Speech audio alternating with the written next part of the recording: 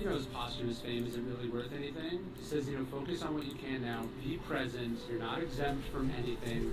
You're a regular person. Eventually you'll find yourself on your deathbed, and it may well be sooner than you would like it to be, but such is life. One of my favorite passages in Meditations, Marcus Aurelius talks about washing off the dust of earthly life. I think studying philosophy is a way to do that. Going for a walk is a way to do that. The Romans would have done that in the bathhouse. We can imagine Marcus after a day of hearing cases or meetings. He would have been dirty, literally and figuratively, and he would have walked to a bathhouse, a gymnasium, and he would have cleaned himself there. He would have gotten in a cold plunge or a thermal pool. In fact, at the Quincum, where Marcus writes a chunk of Meditations, you can step in one of those pools. It's still running today. There's something beautiful and timeless about that, and I think very practical about the reminder of washing off the dust of earthly life, literally and metaphorically. It was funny, I was going through my copy of Meditations many years ago, and I found inside a receipt. It was for Borders in Riverside, California. The store doesn't exist anymore. And then I realized it wasn't my name, my credit card on the receipt, it was my wife's. And I realized that shortly after my wife and I had met, I just read Meditations, and she went and bought that copy. That was something we shared and talked about, and this copy is still there with us. I'll show you a picture of it. But Marcus Aurelius himself is changed by a book recommendation. His philosophy teacher Rusticus gives him a copy of Epictetus, and they bond over it.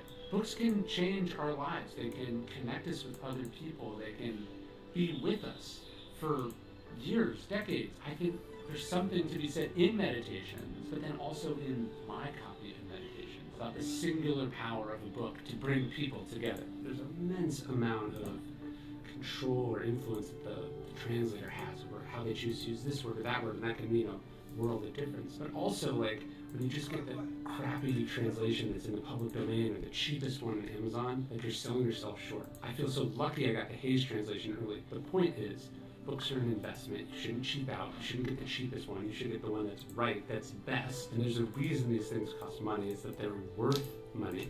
My life would have been totally different had I gotten the crappier translation, a cheaper translation, or if I said, I'll just get it from the library, I'll skim through it and I'll give it back. No, reading is an investment, books are an investment, and you have to invest accordingly. I was once having a conversation with the great Robert Greene about the Stoics, and he showed me his copy of Marcus Aurelius' Meditations. And he would write in the margins the AF. AF stood for amor fati. Amor fati actually comes to us from Nietzsche, who was not a particularly big fan of the Stoics, but expressed something, I think, at the core of Stoicism. He said, not just to bear what is necessary or accept it, he says you must love it. Amor fati, a love of one's faith. And it was Robert who made this explicit connection between Stoicism and amor fati, which I popularized in Stoic and our videos, my book. Robert and I even made this coin, which I carry with me everywhere. It has that picture of a fire. Marcus Aurelius, again, remember saying that what you throw on top of the fire becomes fuel for the fire. The fire loves what you're throwing in there. So I just love that idea. I'm so indebted to Robert to helping me see this connection between two wildly different philosophical schools of thought, finding this one area where they converge. One passage I marked down in Meditations when I first read it, Marcus Aurelius says, go straight to the seat of intelligence. Writing and reading require a master, so too does life. Mentors have been a huge guiding force in my life. Robert Greene, others. If you don't have a mentor, if you don't have a teacher, if you don't have the kinds of people that Marcus is thanking in the Debts and Lessons section of Meditations, you're not going to become what you're capable of becoming. You're not going to become anything like Marcus Aurelius. The remarkable thing about Meditations is that it's really a book for the I think when I lack sleep, I feel kind of irritated. I was Marcus playing a might even game. be mortified that we're here talking about it. I feel like when I'm irritated. The point of Meditations was his own what's this? practice. He was writing to himself, writing notes to himself. The book accomplished what it was set out to accomplish before it was read by anyone else. Suicune Let alone, frame. 2,000 years later, that it's still helping people. And you have to have that kind of journaling practice in your life. So if I don't How have are you enough sleep, meditating so on these I things? randomly wake up Talking at to yourself 6. about them. What's If the I don't have internal enough sleep, dialogue I that feel they- irritated. or interrogation process that you have in your life helping you be what you're capable of being and who you're capable of. Irritable, Marcus whatever. Aurelius had a lot to complain about. He's betrayed, he's misled, people lie to him, people try to take things from him. He has a job that he doesn't even want. And Yeah, yet, I'll probably have to nowhere in sleep Meditations, maybe what he 10. thinks is his I mean private 6 diary, hours, but nowhere normally should I he get 7, but never lately I've been once waking up even at 6 a.m. for no complain reason. about I don't know any of why. this. He doesn't complain about I being think unappreciated. I asked AI. It says because your body is used to it He doesn't now. complain about being put upon. He doesn't complain about the stress. Because, as he says in Meditations, we should never be overheard complaining, not even to ourselves. Concentrate like a Roman, Marcus Aurelius says. Concentrate on doing the thing in front of you as if it was the last thing you were doing in your life. I think about that pretty often. That it could be the last time you send this email. It could be the last time you have this conversation. It could be the last time that I sit down to write or that I sit down to make a video. So am I going to be fully present? Am I going to concentrate? Am I going to do my job? Am I going to meet the standards of my people, of my profession, my history? I'm going to concentrate like a Roman. I'm going to do it like this thing matters. Like I might not get another opportunity to do it. To me, that's the test. That's the standard to try to meet every day that you are lucky enough to be alive. Marcus Aurelius is clearly very strict with himself. Meditation is one Speed rule, admonishment, almost impossible standard that he's setting for himself after another. And yet, we're told by historians, the brilliance of Marcus is that his strictness was limited solely to 我不知道现在为什么我6点醒来，好像你还没醒来的时候我会醒来，我要早睡。天冷，天冷，天天。对，可能习惯了。我会觉得睡不够。6个小时，如果12点睡，6点起来。Marcus Aurelius' hero of heroes is Antoninus, his adopted stepfather. As far as we know, Antoninus Pius doesn't write anything down. He writes no works of Stoic philosophy. He probably wouldn't have even identified as a Stoic or as a philosopher. And yet, to Marcus, he was the embodiment of both Stoicism and philosophy. He was clearly naturally this way, and I suspect some people naturally are. I think we can deduce that because Marcus did have to write this book, Marcus wasn't naturally this way. He was struggling like you and I are struggling. He was trying to get there. He needed the extra help. And it is inevitable that we will fall short, which is why in Meditations, Marcus Aurelius says to pick yourself back up when you fall, but he also says to celebrate the fact that you're a human being. What matters, he says, is that you come back to the rhythm of it, right? We're going to be jarred by circumstances. We're going to be messed up. We're going to slip on our diet, on our New Year's resolution, on the goal we have. That's okay. What matters is that you get back up. What matters is that more often than not, you stick to it, that you always come back home to it. In one passage, he goes, it's unfortunate that this happened. Then he catches himself and goes, no, it's fortunate that it happened to you. And we think about all the things that happened to Marcus Aurelius in his life. Plagues, war, flooding, he loses children, he has a troublesome son, people think his wife is cheating on him. It's one thing after another. But he doesn't run from any of this. He doesn't hide from it. He doesn't throw himself a pity party. Even though he felt sorry for himself in that minute, he always saw it as an opportunity. He rose to the occasion. One ancient historian would say that Marcus doesn't meet with the good fortune that he deserved. But then he says, but I admired him all the more for that, because he preserved himself and the empire despite these extraordinary circumstances. That's what greatness is. That's what the obstacle is the way is really about. Several points in Meditations, Marcus really summarizes what are, in effect, the 3 disciplines of Stoicism that you need to know always. Perception, how we see things. What part of this is in my control, what isn't? What is it actually? How do I see it as clearly as possible? Then the next step is, what are you going to do about it? What action can you take? And the third part is the will, the fortitude, the strength, the perseverance that you bring to bear on that problem, obstacle, situation.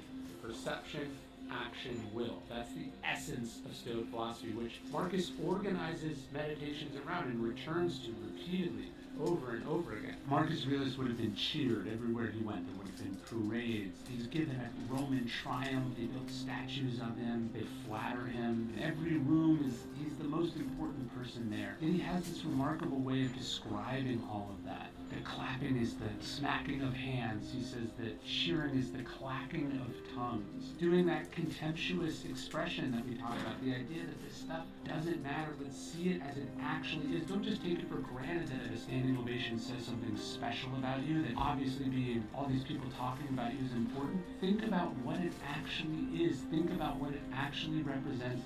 Break it down and see it in this skeptical, almost cynical light, and it loses its power over you. Obviously, Marcus is an idealist. Obviously, he's a perfectionist. Obviously, he wants to be good and he wants other people to be good. Yet he's also pragmatic. He's also a realist. He says in Meditations, don't go around expecting Plato's Republic. Cicero says of Cato that he acted as if he lived in Plato's Republic instead of the dregs of Romulus. Obviously, you want to be good despite what's happening in the outside world, but you can't also expect perfection or a utopia because we don't live there.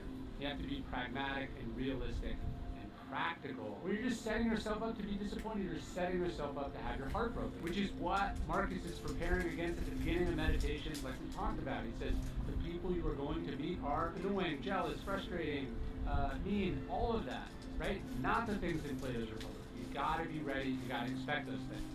Not only can you not expect Plato's Republic, you have to deal with the place that you're in. You got to make practical decisions based on what you're in. He says if the cucumber is bitter, throw it out. He says if there's brambles in the path, go around. Don't despair. Don't be mad.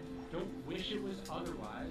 Just get to work. Start where you are with what you have and build from there. Almost every smart person who's ever lived has loved reading.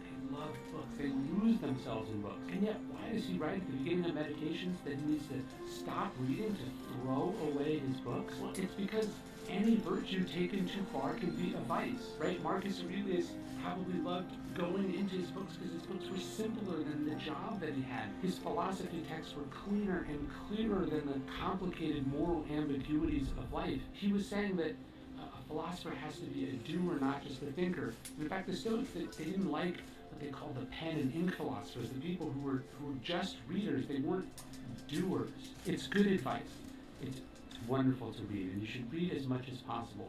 But you can't live in there. You have to live in the real world. You can imagine that as the Emperor of Rome, people had a lot of strong opinions about Marcus. They thought he was the best in the world. They thought he was the worst in the world. They thought he sucked. They thought he was amazing. He would have been bombarded with opinions about him. He has to not think about it. He has to set his own standards. He has to keep his own inner scorecard. He says at one point in Meditations that the perks of his job is that you can earn a bad reputation by doing good deeds. Think of someone like Harry Truman, who makes a bunch of momentous, critical, probably the correct decisions, but he leaves office one of the least popular presidents in American history. That's what Marcus is talking about. People have strong opinions about what you do. But you have to set your own standards, your own scorecard. You have to do the right thing because it's the right thing, not because it's going to make you popular, or conversely, not concerned whether it might make you unpopular. Objective judgment now at this very moment. Unselfish action now at this very moment. Willing acceptance now at this very moment. He says that's all that you need. That's the formula for turning an obstacle upside down. First, you have to see it clearly. Second, you have to focus on what's possible, what you can do for others here. Third, you have to accept the parts of it that are outside your control. You have to bring kind of fortitude and strength to it. Perception, action, will. That's all that you need. I was lucky enough actually to interview Gregory Hayes, the translator of these two books, way back in 2007. And I asked him what his favorite passage in Meditations was. And he said this, I'll read to you. He said, keep in mind how fast things pass by and are gone. Those that are now and those to come. Existence flows past us like a river. The what is in constant flux. The why has 1,000 variations. Nothing is stable, not even what's right here. The infinity of the past and future gapes before us, a chasm whose depths we cannot see. I probably missed the brilliance of that until I saw him read it, but it stuck with me ever since. And actually, when we illustrated this edition of Meditations, I tried to capture that. The time flows like a river, and you just think of it rushing past. You think of Marcus Aurelius writing it near the Danube. Water is clearly this repeated metaphor and analogy in the Stoics, and it can teach us so much. And most of all, I think it can both humble and inspire us. Marcus Aurelius talks about being jarred by circumstances, messing up, failing. He talks about the idea of a rhythm, coming back to the rhythm. And I like this idea. I think Stoics talk about the logos or the way. You think of the logos, the kind of rhythm of the universe being the way. It's something you come back to. So even if you screw up, it's always there. The metronome is always there. The rhythm of the music is always there. You want to come back to it. Like a lot of people, I have a tendency to overwork, to overdo, to overcommit, to take things too intensely. Marcus Aurelius warns himself against this in Meditations, and it's stuck with me always. He says, in your actions, don't procrastinate. In your conversations, don't confuse. In your thoughts, don't wander. In your soul, don't be passive or aggressive. In your life, don't be all about business. Right? Don't be all about business. If you want tranquility, you have to do less. It's about doing less. It's about saying no more. The question we have to ask ourselves constantly is this essential? Because most of what we do and say is not essential. When you eliminate the inessential, he says that's good in and of itself. But secondarily, you get the benefit doing the essential things better. You have to say no. You have to say no. Multiple times, Marcus used a word that I totally missed, like, for instance, to move from one unselfish action to another with God in mind. Only there delight in stillness. Stillness is a very Eastern word, but it also has roots in Stoicism. Ataraxia, apatheia, this idea for the Stoics of not being disturbed by external circumstances, by internal circumstances, not caring what other people say, not caring what other people do, getting to a place of stillness. This is clearly what Marcus was studying philosophy for and where he wanted to get. Stillness, though, it is this idea that Marcus returns to over and over and over again, probably because he had so little stillness in his busy, chaotic, crazy life. He wants to be like the rock that the wave crashes over. Eventually, the sea falls still around. I think of that metaphor all the time. The world is going to be crazy. All these things are happening, but what you can have is a certain kind of strength, stillness, and inner fortitude is the ability to be calm amid the turbulence, to be still even as the world is spinning around you. Everything lasts for a day, the knower and the known. This is a pretty interesting observation from a man who was the most famous man in the world in that time. A man who's still so famous, you can buy coins with his face on them on Etsy. They survive as historical documents worth hundreds, if not thousands of dollars. This is a guy whose book still pops on and off the bestseller list, whose search engine show have an all-time spike in popularity. But Marcus Aurelius would also remind himself that posthumous fame isn't really worth anything. He's not around to enjoy it. What matters is, was he deserving of that in his own time? Was he good then? Is he famous for the right reasons, for doing good stuff, for being a good person? So we can imagine when Marcus comes to the end of life and realizes he's going to die. I wonder if he thought about the passage that he wrote in Book 10:36. He says, it doesn't matter how good a life you've led, there will still be people standing around the bed who will welcome the sad event. His point was, if you're doing this for validation, if you're doing this to be loved, if you're doing this to be remembered, the rewards for doing the right thing have to be the right thing. You can't be doing it to be liked. You can't care about what other people think. You can't try to please everyone all the time, be everyone's favorite, especially as a leader, especially as a leader. So Marcus had to constantly be aware of this, and I wondered if, when he actually came to the end of his life, if he thought about the fact that maybe secretly some of these people were glad he would be gone soon, and if he had to come to terms with those words that he'd written so long ago. In Book 4 of Meditations, this is 4:37, it says, on the verge of dying and you're still weighed down, still turbulent, still convinced that external things can harm you, still rude to other people, still not acknowledging the truth that wisdom is justice. I just love the intensity with which he's addressing himself. Marcus, again, isn't perfect. He's still struggling with it. He's saying it's the end of your life and you still haven't gotten this right. And he's repeating to himself who he wants to be, how he should be. And I think that this is the important part. He's also saying it's not too late. It's never too late. It's funny, Marcus. Some ah? You do notice that Marcus talks about the present moment over and over and over again in meditations. He's reminding yourself that it's the only thing you have. It's the only thing you can use. I think that's because he, like us, found it so easy to get distracted, to think about the past or the future, to worry about this, to regret that. And the consequence of that is you're losing the only thing you have, he's saying, which is right now. The fruit of this life, Marcus says at one point in meditation, is good character and acts for the common good. Elsewhere he talks about this, epithets for the self. Those are two pretty good ones, right? You should be good character always, and good things for other people always. And to Marcus, that's what he was striving to do always. Good character, good deeds. It's hard to come up with a better summation for a good life than that. There's a pretty amazing story about Marcus Aurelius. Pretty late in life, he's seen leaving his palace in Rome. He's carrying these tablets, and a friend says, where are you going? He says, I'm off to see Sextus the philosopher to learn that which I do not yet know. A friend marvels. He says, here's the most powerful man in the world, even as an old age, picking up his books and going to school. I think that's, in effect, what Marcus is. He remains a student. It's his notebook. It's his exercise book. It's his workbook. He's doing work on himself even as an old man. And the fruits of that come down to us. It's just so wonderful to think of Marcus even as an old man. Maybe some of the lines in here he learned from Sextus the Philosopher. He thanks Sextus the Philosopher in Book 1, the Debts and Lessons chapter. So the idea for Marcus was that he would always stay a student. We know that Marcus Aurelius doesn't want to be emperor. In fact, he breaks down and cries when he is told he's going to be emperor, because he knew how many bad emperors there were. I also think he probably had a little bit of imposter syndrome. He wasn't someone who sought out power, and so when power came his way, he wondered if he could do it. He had the skills, he was strong enough, smart enough, firm enough, ruthless enough. But before Marcus becomes emperor, he has a dream. And in that dream, he dreams that he has shoulders made of ivory. That was to him letting himself know that he was strong enough to get away. He could do it. And in meditations, we catch him reminding himself of that lesson that he learned many years ago, early on, before he taken power. He says, remind yourself that if it's humanly possible, know that you can do it also. These people aren't better than you. They're not given some gift that you don't have. They became who they needed to be. They gave themselves the shoulders of ivory that Marcus Aurelius realized deep down he had all along. The Stoics speak of this idea of the inner citadel, this sort of part inside yourself that can't be touched by externals. Good news, bad news, good fortune, misfortune. Marcus Aurelius writes that stuff cannot touch the soul.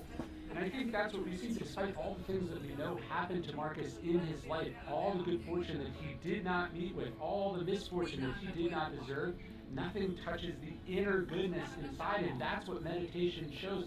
It shows that despite the filth, the dust, the stress of life, what remains is the goodness. He keeps that pure bubbling up always. There's just no one that Marcus speaks more highly of in meditation than Antoninus, or more consistently. Antoninus takes up a bigger chunk in meditation than Marcus's mother, than Marcus's family, and he comes back to it later in the book. Antoninus is a gift from the gods in Marcus's view. He's older than Marcus, they have no blood relation, but they have this long apprenticeship with each other. Marcus seizes this for all that he studies Antoninus. He was the model, Ernest Renan says, the perfect life for Marcus. And so that's why repeatedly in meditations you see Marcus talking about what he learned from Antoninus, what he learns from his adopted stepfather. And I think having a hero like that is just so important, and it's why Antoninus takes up such a big chunk of Debts and Lessons. Sometimes when I sign copies of the Daily Stoic, or when people want me to sign their copies of Marcus Aurelius, which is a weird thing I could have never imagined 15 years ago, I write one of my favorite quotes from Marcus Aurelius. He says, fight to be the person philosophy tried to make you. Or I shorten that, I do my version of it, I say, fight to be the person philosophy wants you to be. That to me is the struggle of Marcus Aurelius. He wants to be what Antoninus knows he could be, what Rome needs him to be, what philosophy, what Stoicism thought he could be. And that was the ideal, the standard that he aspired to be like always. You know, meditations is filled with self-criticism, with pushing himself to be better, calling himself into account. Again, Marcus Aurelius is incredibly powerful. People told him how amazing he was. They worshipped him as a god. And the more successful, the more important, the more beloved you are, the more important it is to have this practice. No one could tell Marcus what he was doing wrong, what he needed to do better. He had to do that. And look, the same is true in this world that we live in, where we have wonderful freedom, where we don't live under a tyrant, where there is no authority monitoring everything we do and say and think. But that doesn't mean we should do whatever we want to say and think or do. We have to hold ourselves accountable. We have to follow that process ourselves. In the middle of meditation, and there's a couple others sprinkled around, you see Marcus Aurelius talk about loss, specifically the loss of children. And this is something he knows intimately well, tragically. Think about what it would be like to bury a child and how much that would affect him. Marcus doesn't do this one time or two times, but 6 times. He loses all of his male heirs except for Commodus. Just brutal. In the most tragic and painful of circumstances, a medical procedure that goes wrong, the plague, childbirth, infancy, it's just one thing after another for Marcus. Yet not only does he continue to get out of bed every morning, he writes this book with such grace and love, purpose, like he could have been broken by this. He had every reason to be broken by this. No one would hold it against him if he had been, yet he wasn't. And to me, that's both a testament to the philosophy itself, and also a testament to his incredible and inspiring character. The Emperor of Rome would have had beautiful palaces. Marcus, from a rich family, would have had access to country estates, and he could afford the finest resorts or retreats. And he reminds himself, though, that people who try to get away from it all are chasing something that doesn't exist, like that Buddhist idea that wherever you go, there you are. You can retreat into yourself anytime you want. He says you can find replenishment and rest and relaxation inside your own soul. And I think that's what he's doing in meditation. That's what he's doing in books. That's what he's doing when he would go on walks, when he would look at the world poetically. He realized that he didn't have to flee to some exotic location. All the things he needed and wanted were right there. They weren't external things at all. They were inside of him just as they are inside all of us. You know, Seneca talks about how the greatest empire is self-command, being in charge of yourself. If you can see Marcus Aurelius, this guy who controls literally an enormous empire, struggling with that same idea, realizing that, yeah, I can make the army do this, yeah, I can purchase that, yeah, I can make the Senate do this, but that the real power, the real thing to focus on is, am I in command or control of myself? There's a story about Hadrian getting mad, losing his temper, and stabbing a secretary in the eye with a pen. He could get away with that. Nobody cared. Marcus doesn't do anything like that. There's no stories like that about Marcus. Marcus realized that, yeah, there's only a few people who were ever powerful enough to be emperor, but fewer among the emperors was a man who was in command of himself. And as Seneca said, no one is fit to rule who is not first in control of themselves. That's what Marcus strove to be. And in many ways, that's what Meditations was him trying to get a little bit better at. I might have repeated myself in a few of these, but then again, Marcus repeats himself a lot through Meditations.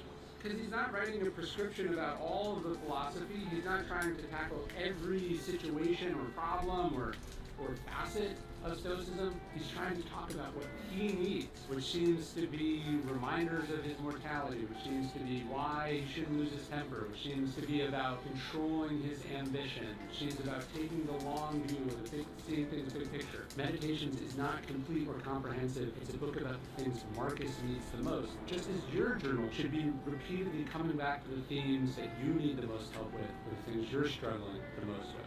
That we can read Marcus Aurelius' Meditations, The Private Thoughts of the Most Powerful Man in the World, is just an incredible fluke of history and good luck. He had no intention of publishing it. He'd probably be mortified that we're doing it.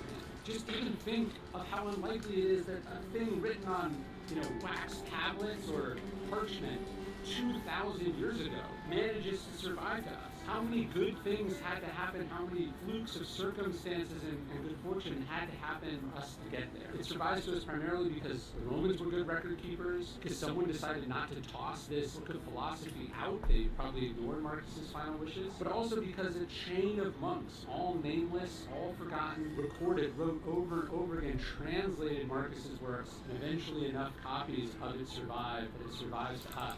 So my final thought, as we step back from these lessons of Meditations, the final lesson I think we can take from the existence of the book itself should be a note of gratitude. We're so lucky. You run the same process again 100 times, 99 of those times you're not going to get the book surviving. We are so lucky. It is a black swan of black swans, wonderful fluke of circumstances that works out to our benefit.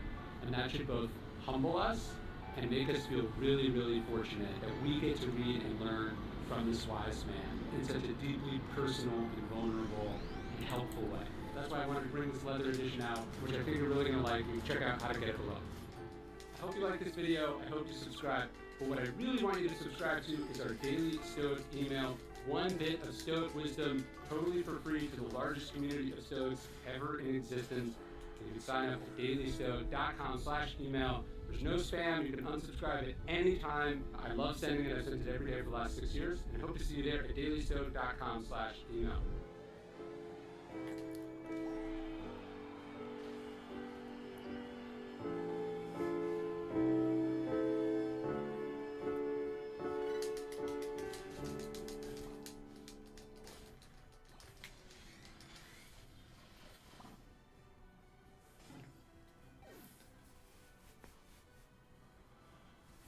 Oh, 2v1, man.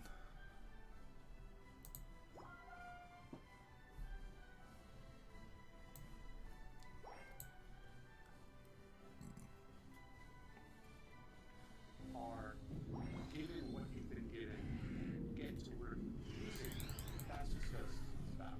You don't have to let this get to you, Marcus Aurelius. You don't have to let it upset you. You always have the option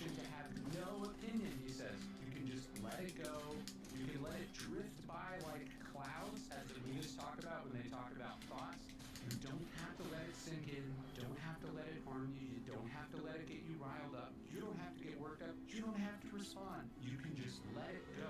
And why do you know that? You don't have to let this get to you. You can just let it go. Stoicism is incredibly simple. It's one thing. It's the idea that we don't control what happens, but we always control how we respond to what happens. We decide what we're going to make of it. We decide what we're going to do in response to it. We don't control the outside world. We control our own internal world, our thoughts, our emotions, our reactions. That's it. Very little is needed for a happy life, according to the Stoics. Musonius Rufus, one of the great Stoics, he's exiled 4 times. And what does he learn losing everything? He learns how much he was taking for granted. Yes, he misses Rome. He doesn't like being far away, but he reminds himself, did I actually experience Rome while I was there? What do I actually need to be happy? He says, I need a little bit of food, I need water, I need sunshine. I had those things in Rome. He sort of noticed that he's like one of those people that lives in New York City and brags about all its amenities, but he never took advantage of them. And he realized that actually the simple life was better. The simple life was more philosophical. And that he needed very little to be happy. And that what he had was enough. It's funny, the biggest book project I ever sold, I wasn't trying to think of my next project, I wasn't trying to make money. I was actually on a hike with my family, with my kids. We were outside, we were out in nature. I wasn't thinking about work at all. And suddenly the idea for my next series, after a series of 4 books, popped into my head. And I've been working on that now for 2 years. It was lucrative, but more than that, it was creatively fulfilling, challenging, all these things. And that came because I took a few moments of stillness. I decided to go on the hike. I put work aside, and as it happened, work popped into my head. I'm looking at the sunset on my farm, and it's moments like this, when you're actually not working, when you're consciously not thinking, that sometimes your best work, your best ideas pop into your head. That's true for the Stoics, it's true for the great artists of all time, it's true for you and I and normal people. You gotta have time for stillness and reflection and peace. Seneca talks about taking wandering walks, about giving the mind over to relaxation. It's more important than you think, and in fact, it may be where the biggest breakthrough of your life comes from. One of the best stories in all of Stoicism comes at the founding of Stoicism. Zeno, he's this successful merchant. He comes from a long family of merchants, and he suffers a shipwreck, and he loses everything. He washes up in Athens, he has nothing, and there he discovers philosophy. That's how Stoicism starts. And so, reflecting on this journey, this thing that he never would have wished happening, changing the entire course of his life, and in our history, we wouldn't be talking if he not gone through this. He says, I made a prosperous voyage when I suffered a shipwreck. Meaning the worst thing that ever happened to him was actually the best thing that ever happened to him. And that's what a Stoic says. That we don't control what happens. Bad stuff is going to happen. But we control how we respond to it. We control what we turn it into. And whatever it is, whatever metaphorical shipwreck you're going through, you can make it a prosperous voyage if you think about it that way. You have to remember that your anxiety is not being caused by external things. Your frustrations are not being caused by external things. No one is responsible for your emotions but yourself. I know it's easy to say, it's very hard to put in practice. I struggle with it all the time. But that's the idea. Marcus Aurelius says, I escaped my anxiety today. He says, no, I discarded it because it was within me. He is the cause of his own anxiety. He is what brings that to external events, not the other way around. We have to remember that always. No one can make you upset. No one can make you mad. No one can make you sad. No one can make you feel inferior, as Eleanor Roosevelt says, without your consent.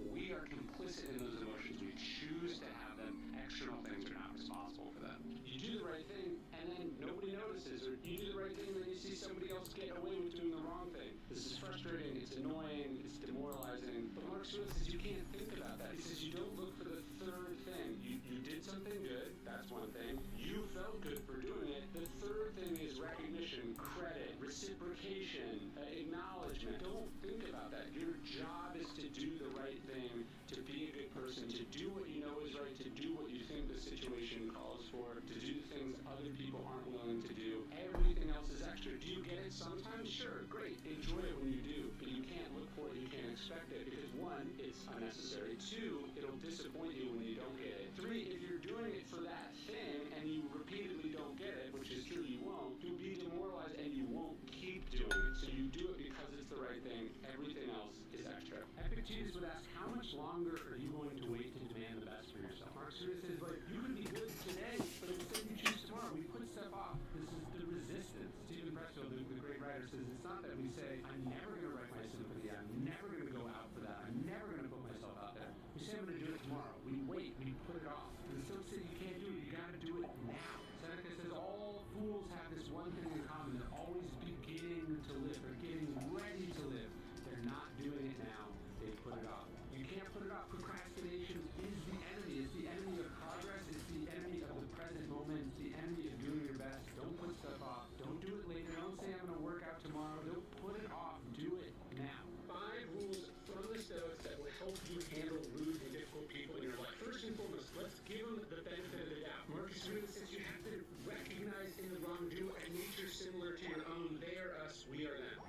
Accept that rude people are a part of life. They are inescapable. Wake up in the morning and tell yourself, I'm going to see rude people. I'm going to see idiots. I'm going to see selfish people. It's a fact of life. You can't go around being surprised when you see something you knew you were going to see. 3, the best revenge to the Stoics is living well. Marcus Aurelius says, the way you get even is by not being like that.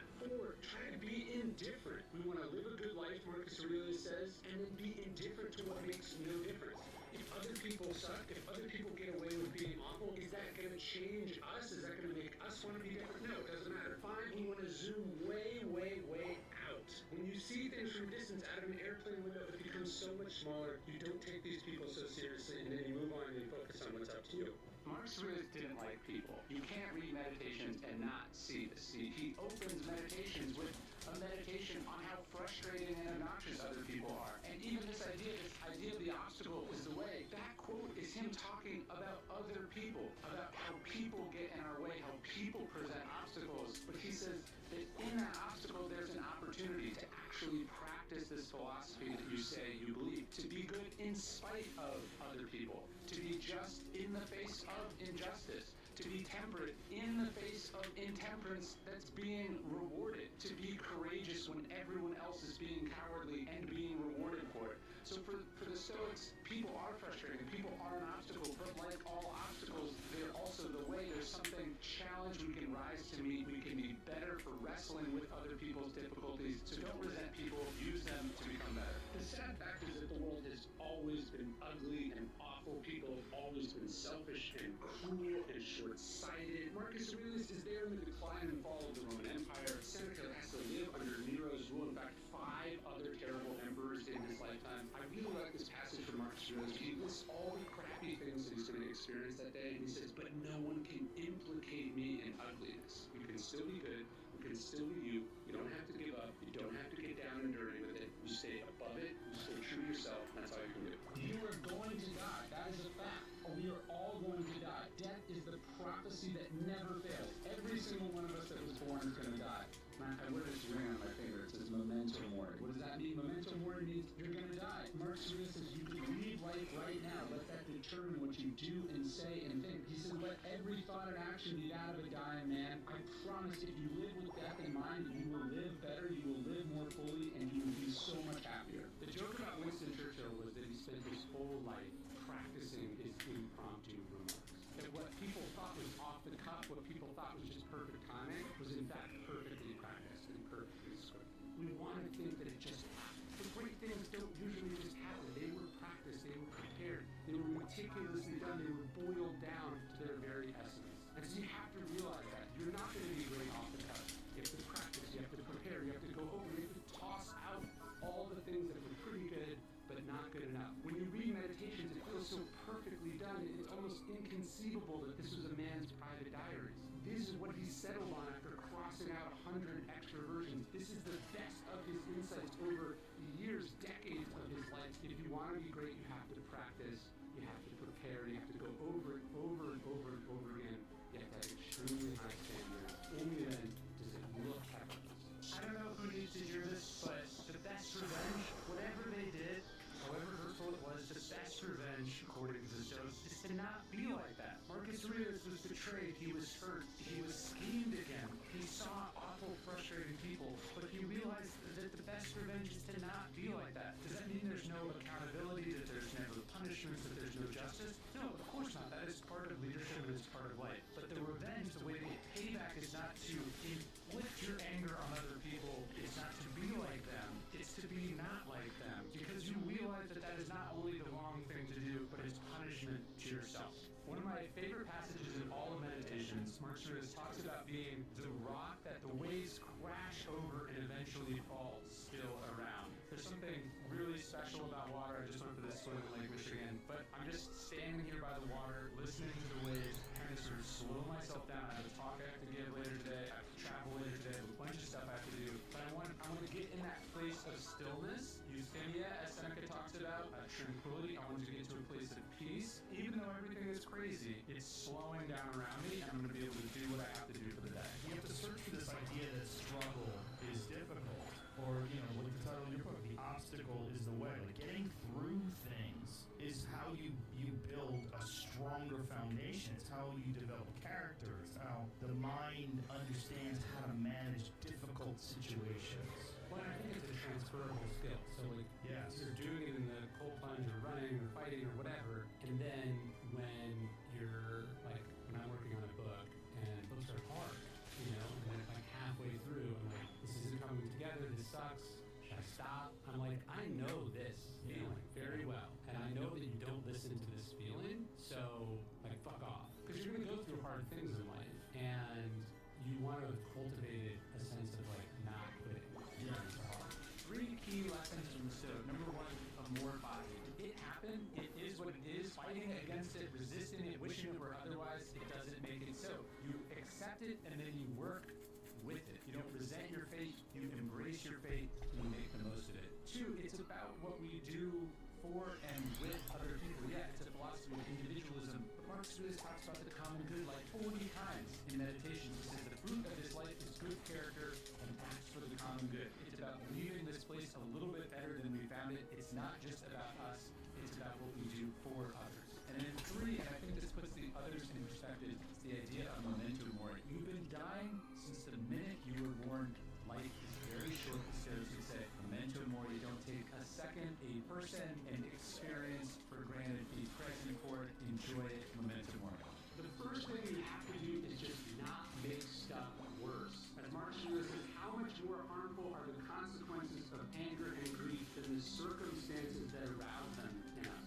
That was today's entry in the Data Stoic. Marcus Aurelius would agree with the first rule of Holes, which is that when you're in one, stop digging. Just don't make it worse. So often our overreactions, our emotional reactions, the way we take things personally, the way we despair, it takes a hard problem and it makes them worse. So today what I want you to do is just focus on not adding to your troubles. As Seneca says, I choose not to be a hindrance to myself. I choose not to complain about what's happened. I'm going to focus on what I can do with what happened. So the idea for the Stoics is we don't make our problems worse. We focus on what we control, how we can make them better, and we just get to work. It's impossible to learn that which you think you already know. That's Epictetus describing, I think, what ego does to us. If you think you already know something, you're prevented from learning. If you think you know, you won't ask questions. If you think you know, you can't get corrected. So actually, all knowledge, all improvement comes from a place of humility. Socrates is considered wise not because of what he knew, but because of what he knew he didn't know. The Socratic method is what? It's the asking of questions.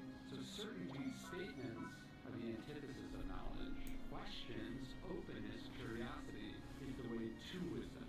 Stuff happens, right? A pandemic comes and disrupts your life. You get dumped. You get robbed. You make a mistake that costs you a business or an opportunity. Someone hurts you. Someone breaks your heart. Stuff is going to happen in life. But the question the Stoics say is, what did you learn? What did you take from this that makes you better? When we talk about this idea of the obstacle is the way, one of the ways we can always turn an obstacle into an opportunity is by learning from what caused this, by learning about ourselves from going through it, by learning how to prevent it from happening next time, by experiencing something, going through something, acquiring something through the experience that makes us better in the future. So the question today, whatever you're going through, whatever you're regretting, whatever you're dreading, is, well, what did I learn? What will I learn from this? How will I be better for having gone through it? So this is what's crazy about Marcus. So Marcus lives in Rome. The Romans speak Latin, but the philosophical language at that time was Greek. So Marcus was writing to himself in Greek. When you read those passages or you listen to them, and you're saying, that is one of the most beautiful things I've ever heard. Like there's one passage where he's like,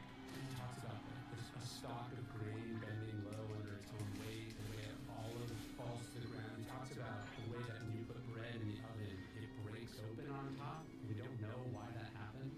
It's just this like beautiful inadvertent act of nature. He's just like writing like a poet, like a great writer. And again, he's writing in his non-native tongue to himself, never expecting anyone would see it. It'd be like finding out that it's like a comedian has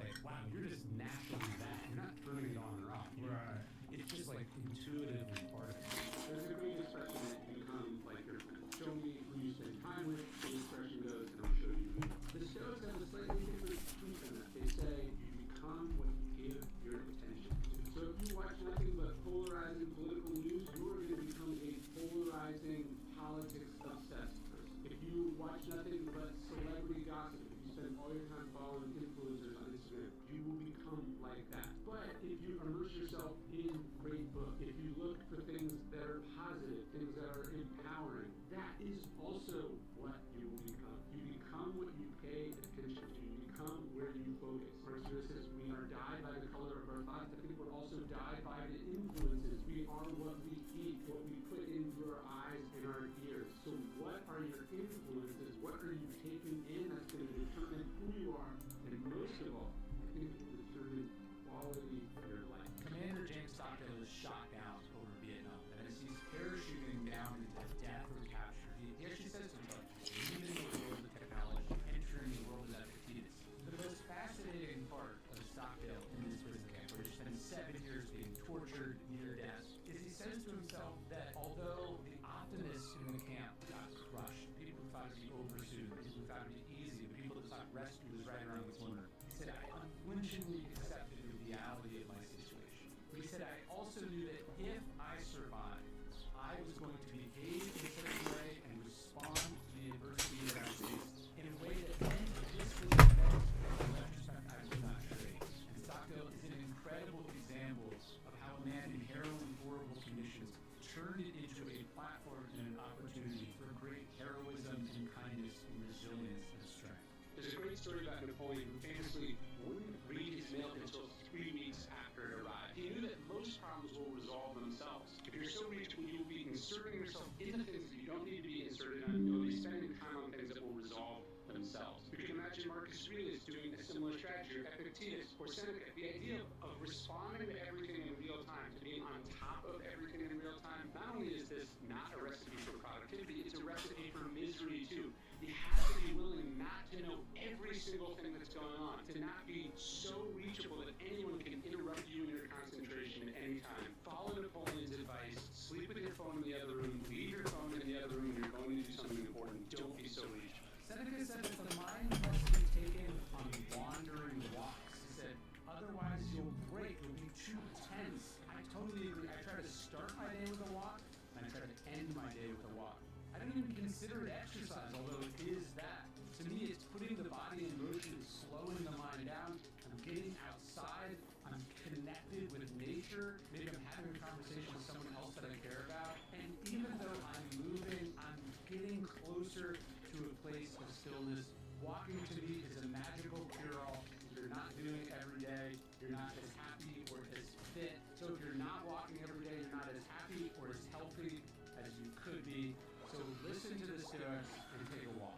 One of the things I like to do when I come to a cemetery like this is actively think about these people who are buried here. This person behind me was born in 1870, died in 1931. The other was born in 1872 and died in 1946. I don't just like to think about what they experienced, what they saw, but I go, this is a person with hopes and dreams. This is a person, maybe they had power, maybe they had faith, maybe they wrote books, maybe they had perfect health, maybe they were beautiful. And where are they now? They're dead. They're buried in this marble box, and nobody knows and nobody cares. And this is supposed to humble us and sober us up. It's supposed to be that we don't take life for granted, but that we also don't prioritize and obsess over the wrong things. All we have is who we are in this present moment. And when I walk through a cemetery like this, it's just a very visceral reminder of the ephemerality and the shortness of life and why we can't take it for granted. If you like these Daily Stoic videos, I've been hard at work at my next project, which is my new book, Discipline is Destiny, The Power of Self-Control.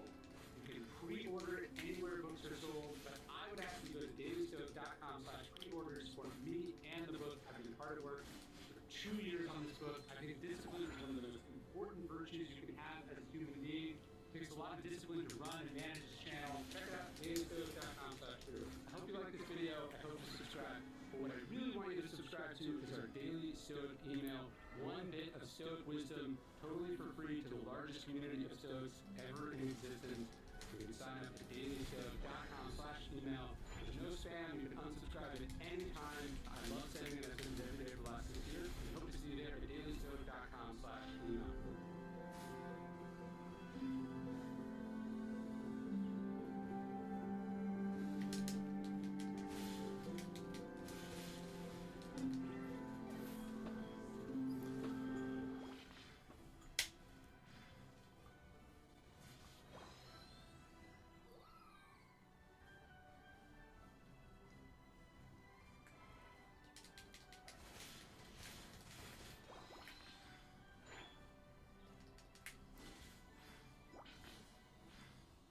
For thousands of years, the Stoics have been writing and talking and teaching by their example the answer to our most important question, which is how to live.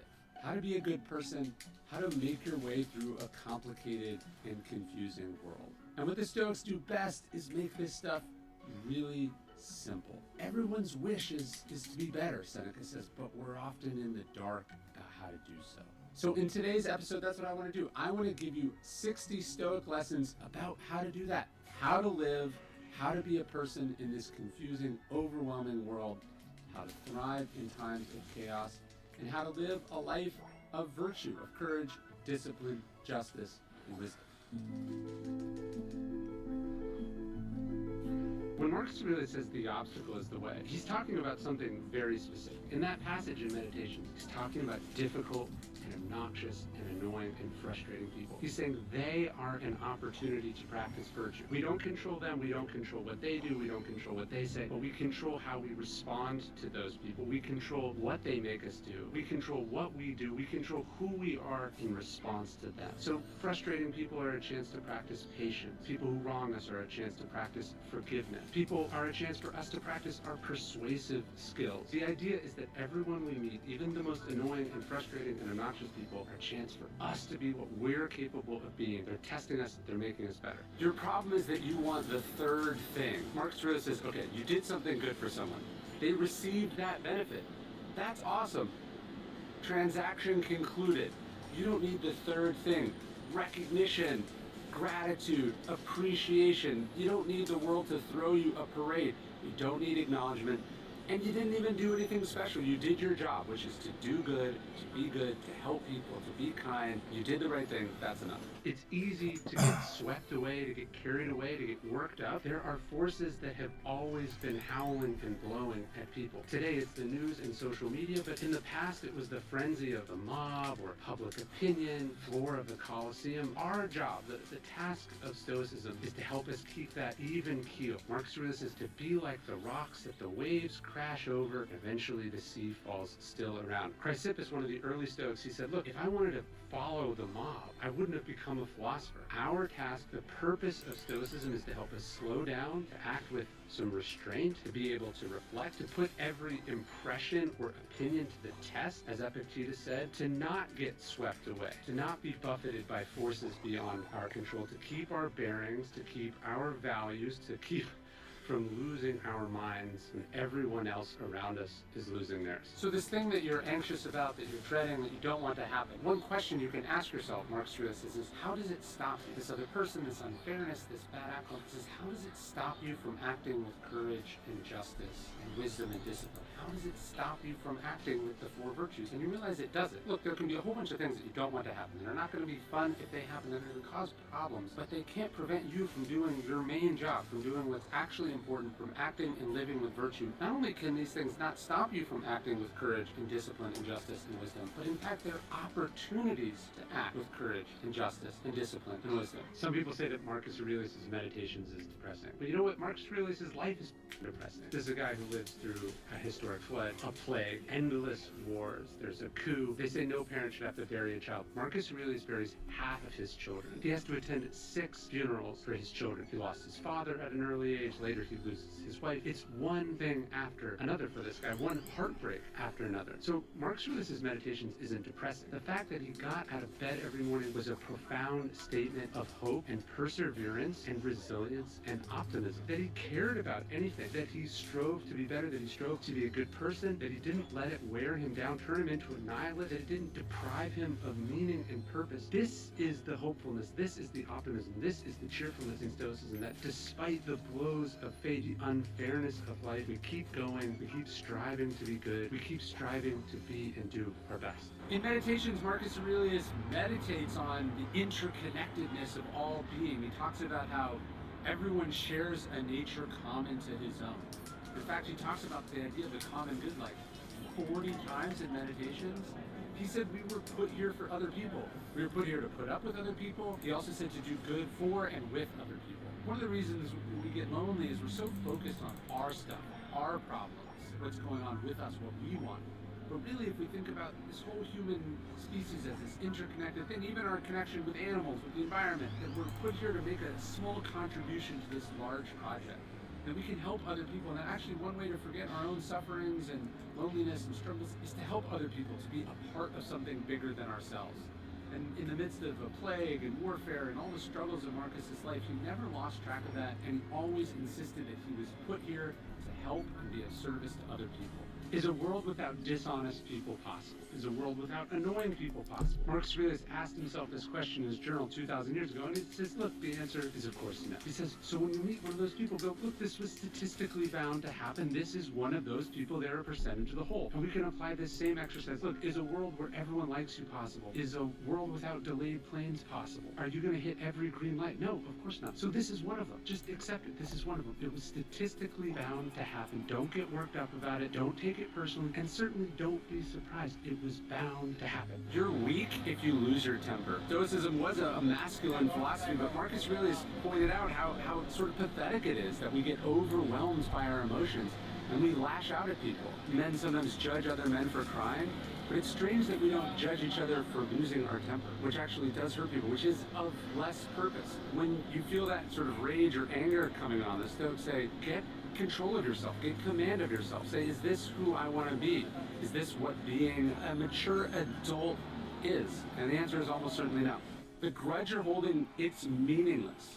Marcus Aurelius says, look at the people who held these grudges, who raged about things, who held on to things. He says, where are they now?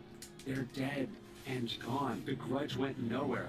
And the same is going to happen to your thing. Whatever it is you're upset about, however significant it was for you, eventually it disappears along with you. So how can you work on letting it go? How can you move on? How can you process it? How can you not carry it around? How can you not let it consume you? Nobody's born the same. Even the people that we admire so much, that we look up to, they weren't born that way. They became that way. It's about the striving to be better than we are that makes us great. When you see someone who's cool under pressure, when you see someone who's generous, when you see someone who forgives, when you see someone who doesn't have a big ego, don't tell yourself, oh, they're just naturally better than me. That's letting yourself off the hook, and it's also unfair to them because it's ignoring all the work that goes into it, how they're striving to be that way. If you take Marcus Aurelius as this perfectly formed philosopher king, you're missing that he was writing in Meditations. The purpose of him writing Meditations was to be the person he was aspiring to be. And so we don't want to see these people as being born that way because they weren't, they were working at it. And there was people in their life, for Marcus it's Antoninus or his philosophy teacher Rusticus, who shaped and inspired and helped him become who he was meant to be, and the same is true for us. Marcus Aurelius was a master of the morning. I think you have to be a successful person. You think that being your own boss or being rich or powerful or important will give you a lot of freedom, and it does, but it also demands so much discipline from you because so much is counting on you. One of the most interesting passages in Meditations is Marcus Aurelius talking to himself about why he has to get up early in the morning. He says, but it's so much nicer here under the covers. And then he says, but is this what you were put here to do? To huddle under the blankets and stay warm? No, it's not. He says, you have a duty to go do. And he says, look at the plants and the animals and the birds and the bees getting up and doing what their nature demands. And so that's what Marcus Aurelius tried to do. He tried to get up early. He says, at dawn when you awake, he gets up early, he seizes the day, he owns the morning. I think it's probably there in the morning that he's carving out some time to do a little journaling, to do a little thinking, to be intentional about the kind of person that he wants to be in the course of that day. And that's what survives to us in Meditations. And then he tries to get after what he has to do. He says, concentrate like a Roman, do this thing in front of you like it's the last thing you are doing in your life. And that's great advice for all of us. Whatever time we woke up in the morning, let's seize the day, seize the morning, and get after it. In Book 11 of Meditations, Marcus Aurelius talks about something that must have been very common for him, which is that people didn't like him. People cursed him, they criticized him, they questioned his integrity, his commitment, all these things. So in Book 11:13, he says, someone despises me, that's their problem. Mine, he says, not to do or say anything despicable. He says, someone hates me, their problem. Mine is to be patient and cheerful with everyone, including them, ready to show them their mistake, not spitefully, or to show off my own self-control, but in an honest, upright way. That's what we should be like inside, he says, and never let the gods catch us feeling anger or resentment. If someone doesn't like you, that's their problem. And the important thing is that you don't let it change you, you don't let it affect you, don't let it make you like them. You just lock on to what you have to do, and you try to be patient and kind, you try to think better and do better for other people than in fact they might ever even think of doing for you. Marcus Aurelius in Meditation says the things you think about determine the quality of your mind.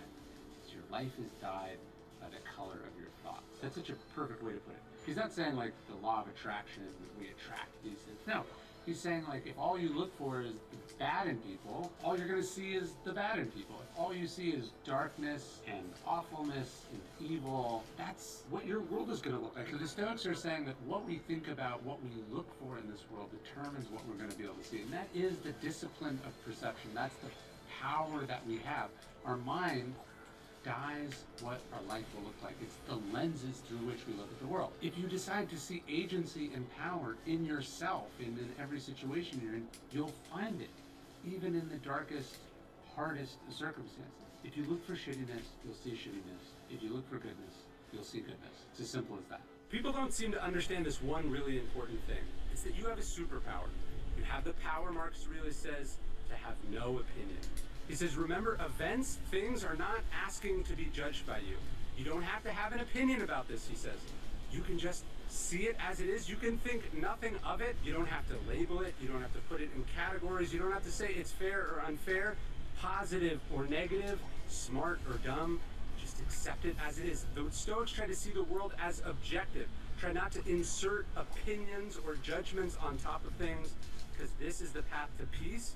It's the path to wisdom. And of course, being agnostic in this way allows you to get to work doing what you need to do rather than wasting your time labeling, judging, and having opinions about stuff that is not up to you. It's unfortunate that this happened. You didn't want it to happen. You didn't choose for it to happen, but it did happen. Marcus Aurelius writes that to himself in Meditations. He says, it's unfortunate that this happened. And he catches himself. And he goes, no, it's fortunate that it happened to me. He means that, I think, in part because it didn't happen to someone else. But what he really means is, it's fortunate that it happened to me because he trained for stuff like this, right? Marcus Aurelius' reign is one difficult thing after another. There's a plague, there's floods, there's everything that could go wrong does. And he's talking to those, he says, it's unfortunate this happened. No, it's fortunate to me. And he says that I've remained unharmed by it. Because that's what Stoic philosophy is about. This idea that we're not harmed by external things. We respond to those external things. That's what we control. That's what we focus on. So whatever it is that you're going through, whatever just happened, it's not unfortunate that it happened to you. It's fortunate that it happened to you instead of someone else. And it's fortunate that you know how to deal with it. It's wrong to think of Stoicism just as a philosophy for adversity. Yeah, it's true. You know, Zeno founds Stoicism in a disaster. There are Stoics who are tortured, Stoics who are imprisoned, Stoics who deal with poverty. But Marcus really finds himself the emperor of Rome. Extreme power, extreme wealth, extreme fame. And he uses Meditations to see that as an opportunity to practice virtue. He says, you know, you can live well even in a palace. He talks to himself about accepting it with indifference, letting it go without arrogance. One of the things he talks about repeatedly in Meditations is not being Caesarified, dyed purple by the purple cloak of the emperor. So we shouldn't just see Stoicism as a philosophy that helps us deal with the difficulties and the painful parts of life, but also as a philosophy that helps us from being corrupted by it, that makes us better when we achieve success, when we have things. That's part of Stoicism too. Basically, nothing lasts. That's the very Stoic idea. In Meditations, Marcus Aurelius says, Alexander the Great and his mule driver, same thing happened to both. They were both buried in the same earth. There's that Latin saying, sic transit gloria, right? All glory is fleeting. We think that if we become famous or popular or important, right, this says something about us, it makes us immortal, but it doesn't. You're eventually, inevitably, invariably forgotten. Nothing lasts. It doesn't matter. You could be the biggest thing in the world, and then one day you're not. Suddenly, you're not. One of my books, Stillness, hit #1, and then you know what happened the next week? Someone else was there, right? I've had a good run, but it'll go away eventually. It inevitably, invariably, always does. So what does matter then? The Stoics would say just being a good person, doing good work, focusing on what you control. That's it. We don't know a lot about the policies that Marcus enacts as emperor, but we know of a couple. One, he passes a law that makes life easier for slaves and protections for them. And then another, he demands that the gladiators be given wooden swords to practice and fight with, basically to take a very dangerous, fatal sport and make it not so dangerous. I like this idea of Stoicism being, at least in part, about standing up for the little guy. Marcus says that one of the things he learns from the Stoics is this idea of a society of equals, of equal laws, of a ruler who protects the rights of their subjects. I just love the idea that Marx is talking about that in theory, and then he is in a position to do something about it, and he does. Not enough. None of us do enough. If he reads Epictetus, he sees the brilliance of this slave who becomes a philosopher, and yeah, he makes the life easier for slaves, but he never questions the institution of slavery itself. But I do generally like the idea that Marcus did his best to practice what he preached. So for the last 5 years, I've carried this thing in my pocket. Some people think it's morbid, some people think it's weird, some people think it's unnecessary, but it's one of the most important, powerful, philosophical reminders I think there could be. It's this coin. It says, Memento Mori. On the back has a quote from Marcus Aurelius. It says, you could leave life right now. The second half of that quote is, let that determine what you do and say. Stoics practice this idea of memento mori. Seneca writes so much about death. There's a translation of his works just called How to Die. In fact, in the ancient world, the whole point of philosophy, they said, was to learn how to die, to wrestle with the ephemerality of existence, with the inevitability of death. And so I have this little coin in my pocket. It reminds me not to waste time, not take people or things for granted, to focus on what's actually important, to not think too much of myself, to certainly not think that I am invincible or immortal.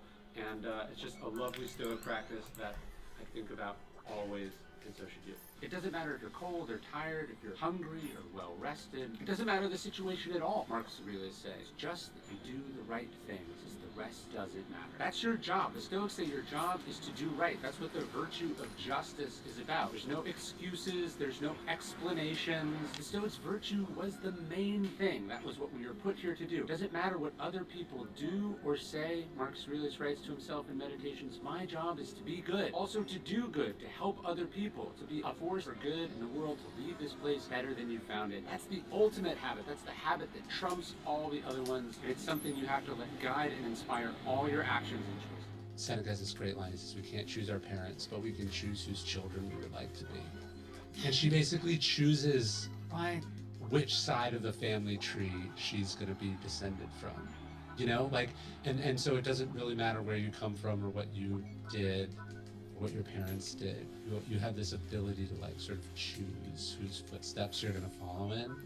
I love that idea. Yeah. So where do you see grace with Stoicism? I mean, one of the things Marcus Aurelius talks about a lot is this idea of revenge. And, you know, he says the best revenge is to not be like that.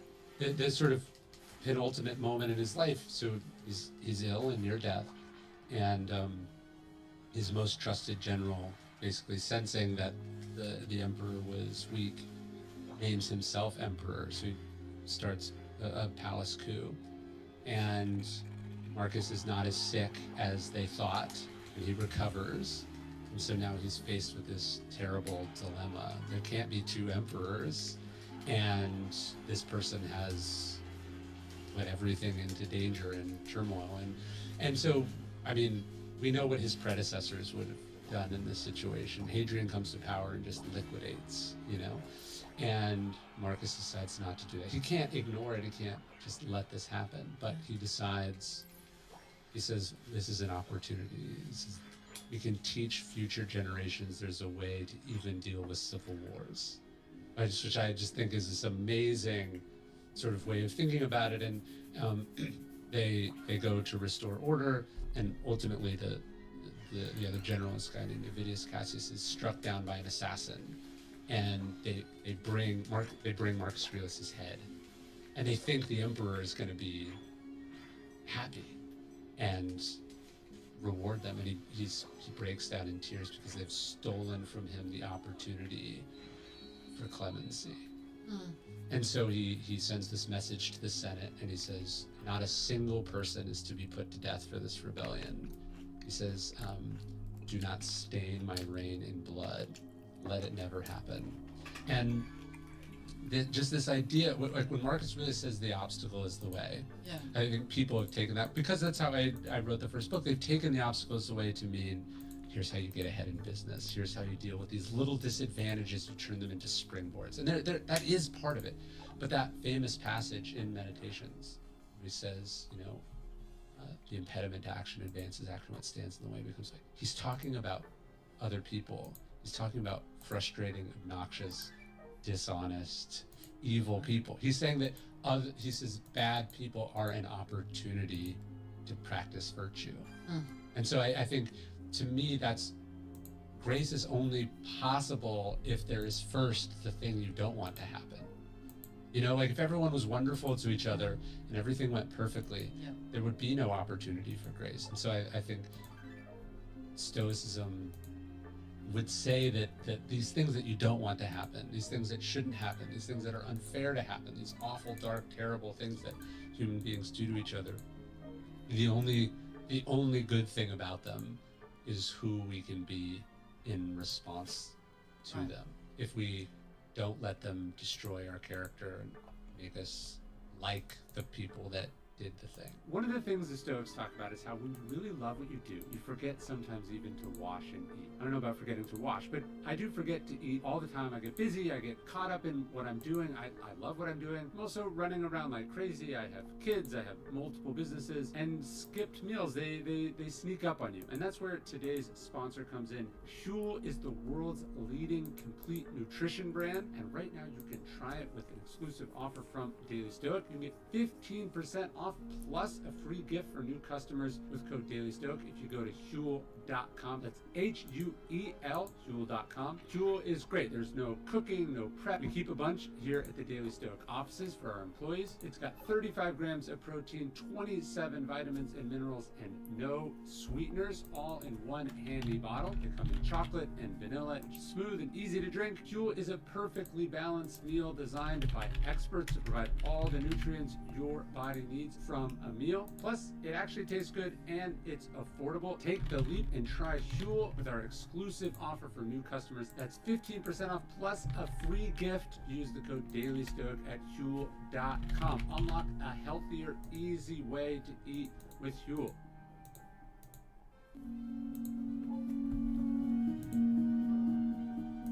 You want power, you want control, you want influence, and yet you neglect the most valuable empire there is. The greatest empire, Seneca said, is command of oneself.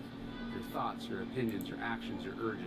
Command of oneself is the greatest empire. Self-command, self-discipline, self-control. That's real power. Think of how many powerful people, how many important people, how many people who ruled great armies or nations didn't have that. They were slaves to their desires, to their ambitions, to their need for more and more and more.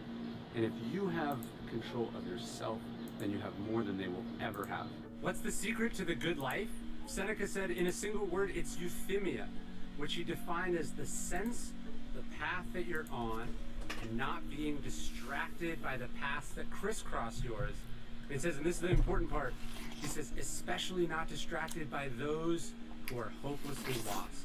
Right? So it's a sense of who you are, what you're supposed to be doing, and then being that person doing that thing and ignoring everyone and everything else. You have two choices, Seneca says. You can laugh or cry.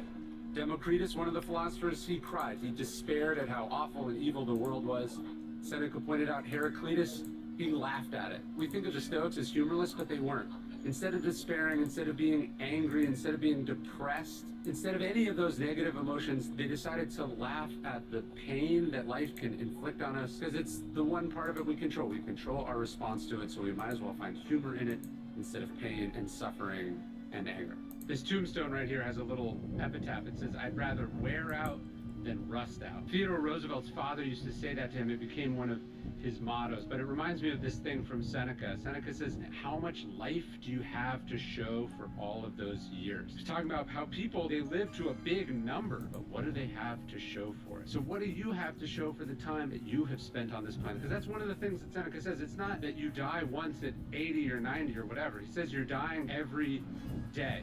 So I'm 37 as I say this? Have I lived 37 years? I think so. I think I've really lived those years. That's the question. Are you wearing yourself out? Do you have something to show for the time you've been lucky enough to give? You've been lucky enough to get? What do you have to show for it? How are you living? It's better to wear out than rust out. There's a tension in Stoicism. So on the one hand, Seneca says we should imagine all the things that could possibly happen. This is premeditatio malorum, says the unexpected blow lands heaviest. If you're just naively going through the world expecting everything to be wonderful, never considering that this might happen or that might happen, you're gonna be caught off guard and it's gonna rattle you and hurt you worse than if you had some ability to anticipate this. At the same time, he says, he who suffers before it is necessary suffers more than is necessary. He was talking about the way that we can sort of spiral and catastrophize. So it's important when we think about this premeditatio malorum, the Stoic idea of anticipating and considering might happen, it's not to torture ourselves. It's not just to go down this spiral of negativity and doomerism. It's to think proactively. I'll give you an example. Napoleon said that 3 times a day, a general should say to themselves, what if the enemy appeared over here? What if the enemy appeared over here? What if the enemy appeared over here? He wasn't saying that he just wanted his generals to be really anxious and worried all the time. He was having them run through thought exercises. If this happens, I'll do this. If this happens, I'll do this. If this happens, I'll do this. So when we think about this Stoic practice, it's not just for generalized anxiety or worry. It's constructive. Okay, if this happens, here's what I'm going to do. If this happens, here's what I'm going to do. It's focusing on how we might respond to this. So it should actually be empowering in some way, as opposed to disempowering and scary and alarming. You're thinking, here are the constructive things I can do about these hypotheticals. I believe that I have agency and power to solve this scenario if it were to happen. Death is the one certainty. It's the one thing that will happen to every person that's ever been born. It's the prophecy that never fails, they say. And yet, how many people in this cemetery were surprised by it? How many people were caught off guard? How many people thought, oh, I thought I had more time? And how many of these people wasted enormous amounts of their time, as we all do? Seneca says we protect our property, we protect our money, and yet we're so frivolous with our time. The one thing we should be the strictest misers about, he says, we just really hand out to people, we let it be wasted because we think we have so much of it, and we don't. Eventually, we all come to the end, and not just eventually, could be sooner than you think. Memento mori, the Stoics say, you could leave life right now. Let that determine what you do and say and think. Just reading a book is not enough. You have to reread the book. Seneca says we have to linger on the works of the master thinkers. It's talking about reading it once and again and again and again, because each time we read the book, we find something new. We bring something new to it, we take something new out of it. It's not just that we suffer more in imagination than we do in reality, as Seneca says. It's that we add suffering, right? So we're dreading this thing that might happen. Indeed, it might happen. But by thinking about it, walking ourselves through it, going over it over and over and over again, living in it right now as if it will happen. What we're effectively doing is borrowing that suffering. We're like, I want to deal with it now. I want to sit in it now. I want to feel it for longer. So we have to remember that this use of our creativity, the way we're thinking about the thing over and over again, we're living in it, we're actually just adding suffering on top of the thing that may or may not actually even happen. You're not going to be successful because you haven't defined what success is. You haven't really thought about where you're trying to go. Seneca says that if you don't know what port you're sailing towards, no wind is favorable.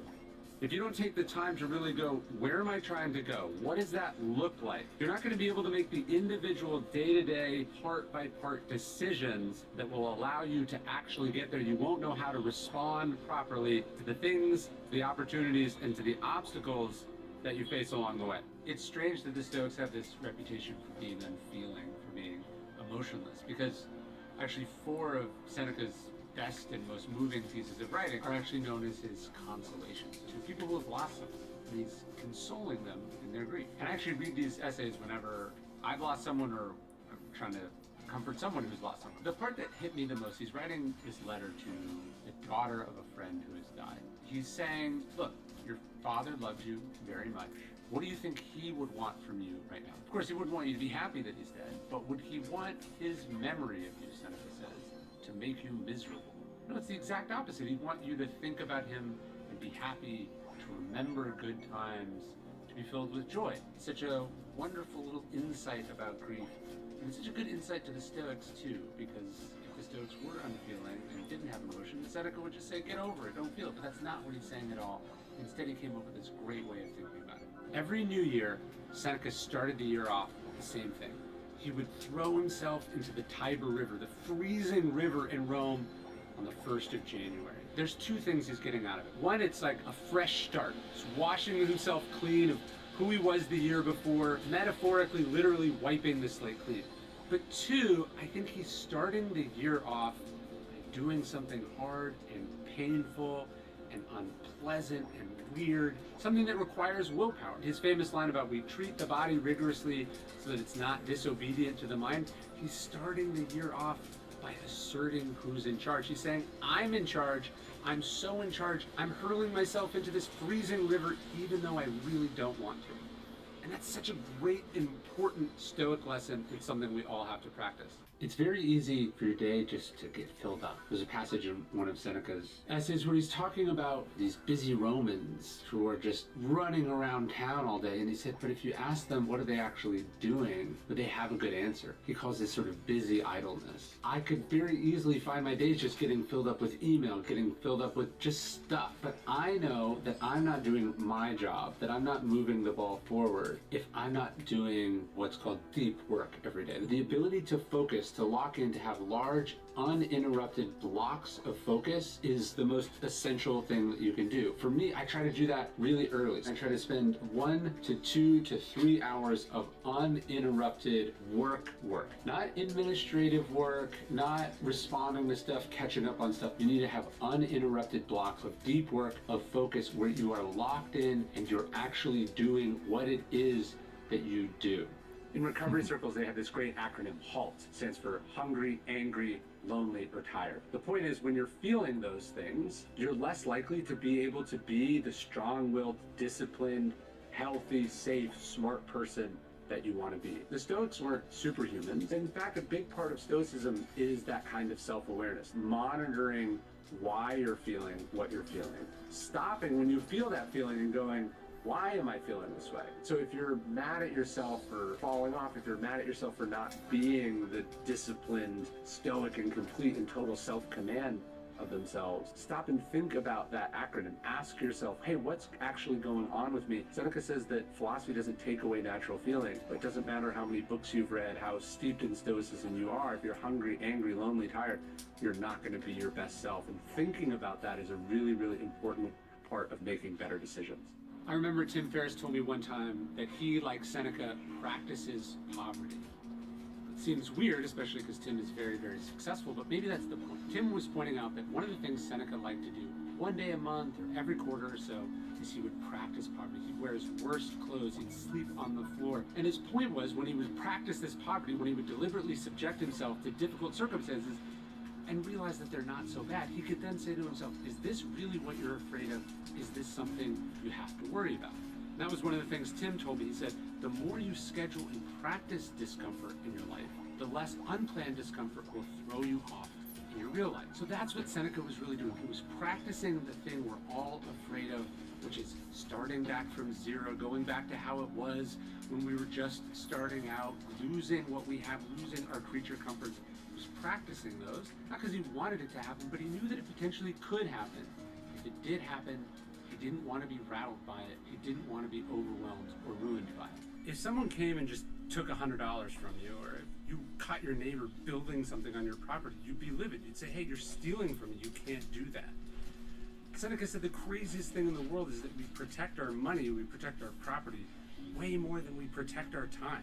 We let people steal our time like that, right? We let our neighbor drone on and on about some nonsense. We get sucked into some drama from our neighbor. We fritter away our time on stuff that doesn't matter. And that's the one thing they're not making more of. That's the one thing you can never get back. In fact, Seneca says the time that passes belongs to death. It's dead and gone and can never return. So you have to ask yourself, why aren't you protecting this resource better? Why are you letting people steal from you? And you gotta stop. You should be happy to pay your taxes. The Stoics weren't making a political statement when they said that. They were saying that life is a series of taxes. Delays are a tax on travel. Critics are a tax on doing stuff in public. Annoying people is a tax of going outside your house. And Seneca says we have to pay the taxes of life gladly. We can't run away from them. We can't think that we deserve to be exempt from them. We can't grind ourselves down with bitterness and resentment by fighting against them, by feeling like we've been singled out by them. What else are you gonna do? It's one of the certainties of life. So you might as well accept it. Be grateful for it. What does it mean to pay a lot in income taxes? It means you have a lot of income. These are good problems to have. Seneca says we pay the taxes of life gladly. Painters like painting, goes the expression, but writers like having written. I think this is actually true for a lot of difficult things. They're not fun while you're doing them, but it's how you feel after. Seneca said we treat the body rigorously so that it's not disobedient to the mind. There's a certain amount of abuse that we're putting ourselves through when we run or lift weights or push our limits on something, but it's how we feel after. It's another really important Stoic idea. Musonius Rufus says, when you do something hard out of discipline, the labor passes quickly, but the pride, the accomplishment remains. And so that's the idea as you're pushing yourself physically. Just finished a run. It wasn't so fun while I was doing it. It was tiring while I did it. But how I feel after, that's the reward. The thing you're worried about could happen. The flight could get delayed. You could miss the thing you were desperately trying to make. Package could get lost in the mail. You could get robbed. All these things could happen. Seneca says, my advice to you is do not be unhappy before it happens. He says, he who suffers before it is necessary suffers more than is necessary. Our anxiety, our worry, our anticipation of the thing is torture before it happens. It's unnecessary, it's unfair. So just don't torture yourself before it's gonna happen. Be present while you can. You don't need to borrow suffering. You don't need to make yourself more unhappy than you need to be. Of course, it's lovely to go on a trip. It's lovely to go cool places. But Seneca warns us to make sure that, to borrow Epicurus' phrase, that we're not fleeing ourselves. He likens the way that we travel from this destination to that destination, this vacation, this exotic locale, one to the other, trying to find happiness or peace or serenity, as if that's where we're going to find it, when in reality all of that is going to be on the inside. He likens it to the person tossing and turning in bed, as if there's some magical, comfortable place that they'll finally fall asleep. You're never going to find it, he says, in the external things. You have to look inward. You have to look to philosophy. You find the peace by slowing down, by ceasing to move, by staying in one spot. Obviously, we all know we're going to die. We know we're going to die someday, right? Someday in the future. But this is wrong. Seneca says this is the wrong way to think about it. He says death isn't this thing that we're moving towards that looms off in the distance. He says death is happening right now. Not just in the sense that in the midst of life we are in death, but the time that passes belongs to death, Seneca says. We're dying every minute. We're dying every second. The time that passes is gone forever. As we kill time, it kills us. So how are you spending your time? How are you living accordingly? Knowing the fact that you are dying this very minute, this very day. You can't learn that which you think you already know. That's Epictetus. He was sent the best and the brightest students from all over the Roman Empire. He understood that conceit was the enemy. The problem with being a know-it-all is that it's true. It's impossible for you to know anything more. If you come to learning from a place of humility, if you come to it like Socrates did, the great hero of the Stoics, that you know what you don't know, or that you understand that you know very little, then it becomes possible for you to learn so much more. It's impossible to learn that which you think you already know. Focus on what you don't know. Focus on how much there is left to learn. Always stay a student. That's how you get better, smarter, and wiser. This is what you trained for. That's the whole point of philosophy, Epictetus says, to be able to say, for whatever situation you find yourself in, whatever the moment is, big or small, positive or negative, you're supposed to be able to say, this is what I trained for. This is what it was all leading up to. This is the point of all of it. And now I'm going to apply all these things that I've learned, that I've been reading about, that I've been talking about, that I've been experimenting with, all the experiences that I've gained up until this point.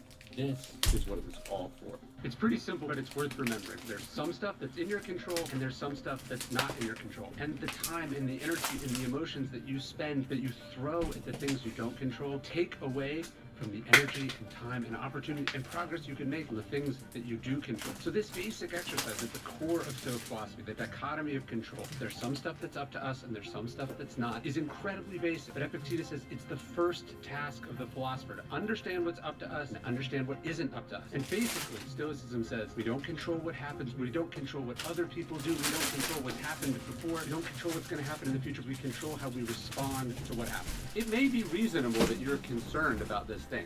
It would cause trouble if it happened. Again, so when the Stoics talk about how some things are in our control, some things are not in our control, what they're saying is, well, focus on what you control about this situation. Reminding yourself that, hey, just feeling anxiety, emoting about the problem, biting your nails about it, talking about it incessantly to people, it's not making it any more or less likely to happen. So try to put that energy to constructive use. Try to think about, okay, here's what I'm gonna do, here's what I can do, here are ways that I can influence this situation, or at least prepare myself to be resilient or endure or bounce back from it if it does happen, right? Put yourself to constructive use. Put yourself working on something that makes a difference. Just make sure you're not confusing spending mental bandwidth and energy and torturing yourself emotionally. Don't confuse that with making a positive difference. Epictetus has an incredibly difficult life, born into slavery, walks with a limp because of it. And so you might think that there's some bitterness there, there's some frustration there. This would all be perfectly understandable. But that's not how Epictetus responds. When you experience difficulty, you have to say to yourself, life has spared me with a strong sparring partner. And this is how one becomes Olympic class material, by wrestling with, by fighting with something stronger, something better, something really difficult and challenging. And so you have to think of the adversity, the problems, the obstacles that life inevitably puts in your path, not as unfair, not as disadvantages, but in fact exactly the opposite. Advantages, as something good that's happened to you, something that's making you better than you would be had that never happened. You're an actor. We're all actors in a play. We don't control what's happening out here. We don't control who wrote it. We don't control the direction we're in. But like a good actor, you control how you play your role. You act the hell out of your role. You don't control what the director does, you don't control what the other actors do, you don't control how the play ends. And if it's a bad play, you want to be the best actor in that bad play. But if we all play our roles well, life can be amazing. I don't have goals. I have 0 goals. I'm not trying to sell a certain number of copies. I'm not trying to write a certain number of books. I'm not trying to beat anyone. I'm not trying to be the best at anything. I don't really care about bestseller lists. I'm trying to do the thing. I like doing the thing. I wake up every day, I try my best, I put in my hours, I focus on what I control. I control what I put in, I control the effort that I put in, I control the energy that I direct at it, the brain power that I put in it. Everything else is not really up to me, so I leave that where it is. My goals are to be the best that I'm capable of being, to realize my potential. That's what I wake up and do. And to focus on specific metrics or specific goals or specific accomplishments, to me is artificially delimiting. It's like putting a ceiling on it. My job is to do my best, to do the thing. That's what I want to keep doing. To do the thing, to do the writing, to do the work, let the chips fall where they may. I don't need goals. I don't need that as my motivation, so that's not what I focus on. It's kind of a strange analogy, but Epictetus said that a philosopher is like a great ball player. And he said that Socrates actually is the greatest ball player there ever was. What he was saying is that a ball player doesn't label a throw good or bad. They just have to catch it. If it's a catchable ball, they have to catch it. And then they have to throw it back. He said that's what we have to do in life also. And he said Socrates was great because he dealt with a bad marriage, he dealt with war, he dealt with the fascism of his time, but his life would throw these things at him, he would catch them, right? And throw it back. That he gave as good as he got. And that's what we're trying to do as philosophers. That's what we're training for. That's how we're trying to live. Life throws balls at us and we have to catch them and then we have to throw them back. It doesn't matter if they're good throws or bad throws. That's what got thrown to us. We catch it and we throw it back. You don't get rich acquiring things, acquiring money. Epictetus says it's not about having many things. It's about having few wants. If you have everything you need, then you are very rich. Would it also be nice to pair that with having a lot of money? Sure. But you could also have very little and feel like enough, feel good. Get to a place where you feel like you have enough, then you are rich. When you pare your wants down, when you don't need anything from anyone or anything outside your control, that to the Stoics is true wealth. If you haven't read hundreds of books, you are functionally illiterate. That's the great line from General Mattis. He talks about this in his great book, Call Sign Chaos. But it calls to mind for me another famous line attributed in some cases to Mark Twain. It was this idea, he said, that there was no difference between a person who does not read and a person who cannot read. The wisest people who ever lived have written books. Some of the greatest people who have ever lived have books written about them. Some of the worst people who have ever lived have books written about them. Why would you not learn from this? Why would you not avail yourself of this knowledge? When Epictetus says you cannot learn that which you think you already know, he's talking about how conceit, how disinterest is the enemy of knowledge. You have this great brain. There is so much great knowledge out there. Why would you not avail yourself of it? Why would you not soak it in? Why would you not add, as Seneca said, all the wisdom and knowledge of the past into your own life?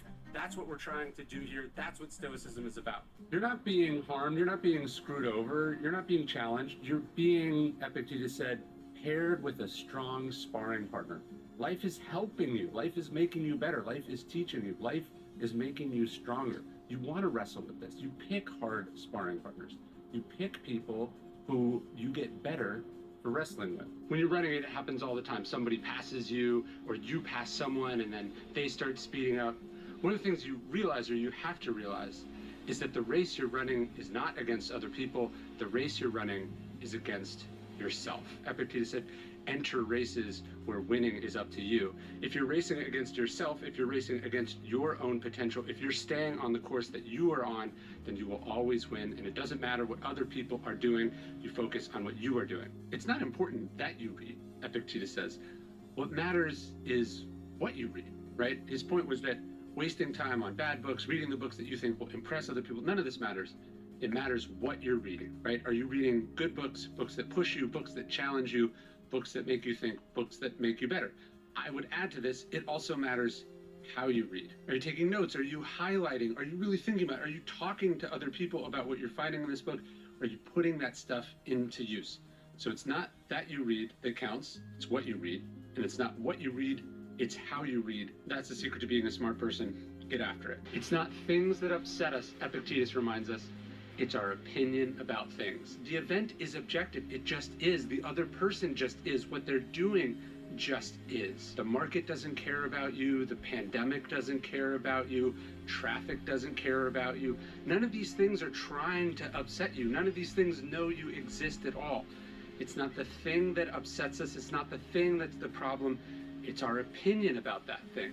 It's the telling ourselves that it's unfair, that it sucks, that it's somebody else's fault, that we'll never recover from it, that we've been injured by it, the Stoics would say.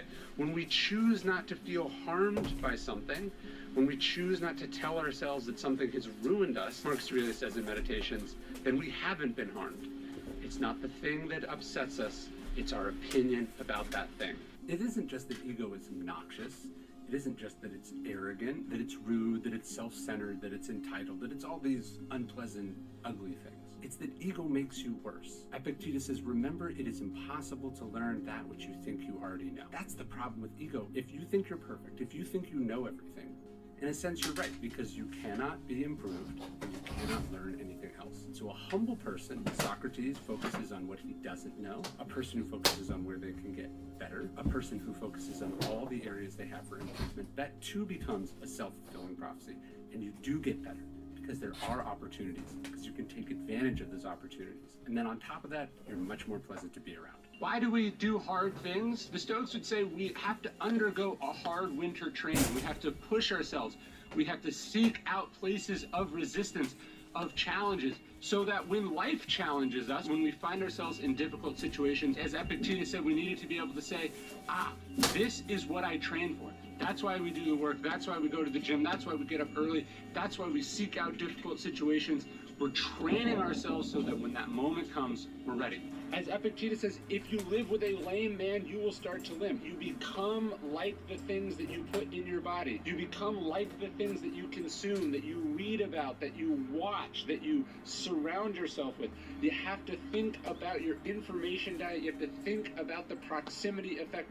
What are you putting in? What are you surrounding yourself with? Because that will determine who you are. Epictetus is a slave in ancient Rome, and he realizes that slavery is the legal status, but it's also a state of mind. In The Girl Who Would Be Free, which is my sort of fictional kids book about Epictetus, but actually rendered as a girl for a bunch of whatever reasons, I have Epictetus's father say that we have to worry about controlling the empire between our ears. There's all this stuff that Epictetus doesn't control. What other people do, what other people say, what he's allowed to do and say. But no one can control his thoughts. So The Girl Who Would Be Free is really about that, finding freedom within captivity, finding freedom inside constraint. Usually when I sign this one, I'll write Amor Fati, because it's sort of a theme in the book. It's about finding what you love about your situation, what you can do inside your situation, who you can be inside your situation. And I think ultimately that's what Stoicism itself is about. And I wanted to write a kids book to help kids with that very idea, like I also did in The Boy Who Would Be King. What I love about what you do, the Daily Stoic, Stoicism in general, is how it applies to so many different aspects of life. I was listening to your conversation with Gary Vaynerchuk and also your conversation with Matt Joy. Yeah. And how it applies to your ability to be the fact that you're complicit when somebody else says something and you're like, I take offense to that, or like, I'm so annoyed right now. If you were able to actually accept that that is true, that you are complicit in those situations, do you know how much stress you would relieve from yourself in corporate America on a day in and day out basis? Crazy. It's nuts. That's like a 90% lift of weight off of your shoulders. And that's just one example of all of these things that seem to span corporate America, running, entrepreneurship, writing a book, being a parent. Like, that's what I've loved. And like, as I was connecting the dots for this conversation, I was like, man, there's so much that applies here, both in the nitty gritty of like hardcore corporate America, but then also, why do you run every day, you know, incessantly, and you know, feel like you can't get away from it almost. The corporate example, I think, of being offended, where we're complicit in it, what the Stoics would talk about is, to me, the quintessential example is like, you get an email, and then you're offended by the tone. Yep. But the tone doesn't exist. Yeah. You decided that 3 periods meant something. Yep. Or you decided that K meant something versus okay Yep. or yes, right? Look, obviously, as human beings, one of our skills is we're good at noticing little things. We're incredibly perceptive animals, but we're so perceptive that we can often perceive things where it doesn't exist. And I think that's one of the things you learn when you get in a position of leadership or you become a boss, is now suddenly you're hearing from people how they interpreted things that you did, and you're like, I was busy. Yeah. I said K because it was the fastest response that I had, Yeah. and I was running between 2 meetings. I meant literally nothing by it. And I've had employees where it almost just ultimately came to a place where it didn't work because of what they brought to the table. They were so sensitive, and I don't mean it in a snowflake way, but they were just often intuiting or interpreting things as being negative about them.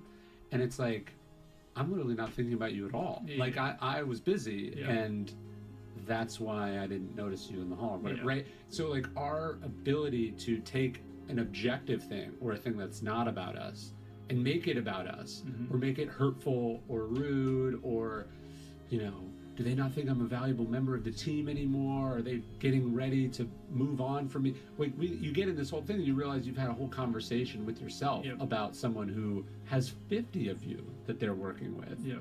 And you're just not as significant as your ego is making you out to be, and thus torturing yourself. Yeah. There's such a small percentage that I've seen, percentage of people that have that awareness, that I found the team operated best when I understood that that was something that I had to carry for them. Yes.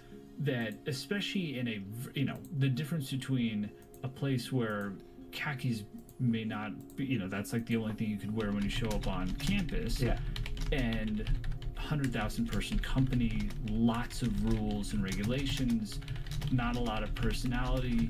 I've had to be fully okay with the fact that how I said good morning, the tone in which I would say good morning, could have an impact on someone's entire day.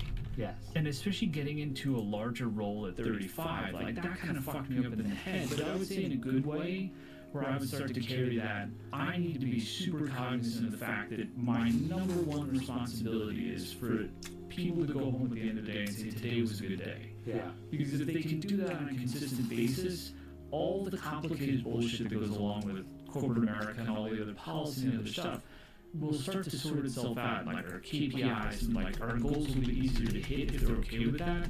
And it did mean probably an unbalanced burden of that understanding that as much as I want to be like, okay, fine, in this moment, that person is going to potentially read it 8 different ways, and then I might have to deal with whatever those ramifications are, because they're going to spiral, and this is going to be their next decision, and then they're going to go to somebody else and waste 10 minutes being like, hey, is Tim mad at me about this? And I do think that there's in corporate, because of how much impact our jobs, corporate America has on mental health, I do think bosses, especially when it comes to like higher level and CEOs in the space, need to be cognizant of the fact that what we're discussing now is not a strong skill set across the board to be able to understand that, like, I don't need to overanalyze everything. Yeah. Well, no, that's the tension, right? So you as an individual, following the advice from the Stoics, have to go, look, if somebody says something, I'm choosing to be offended. Yep. I control my emotions. I'm responsible for my feelings. And then you have to flip it when you're in the position of leadership or responsibility, even though you don't actually control how other people interpret what you say. Yep. And it's their fault if they, take it this way versus that way. You still have to expend an immense amount of effort anticipating how things are going to be interpreted. So it's like I go through the world trying not to be offended, Yeah. and I also go through the world knowing that, like, look, I'm not going to please everyone, and some people are going to be offended by what I say, but it's still my obligation as both a boss who's trying to just get things done, and then a human being who's trying to be decent, Yeah. to think about the weight of the words that I'm choosing and make sure that I'm not unnecessarily offending someone. And if, hey, knowing this person can handle, no bullshit, straight talk, and this person, you gotta sandwich it with a bunch of compliments, Yeah. and this person,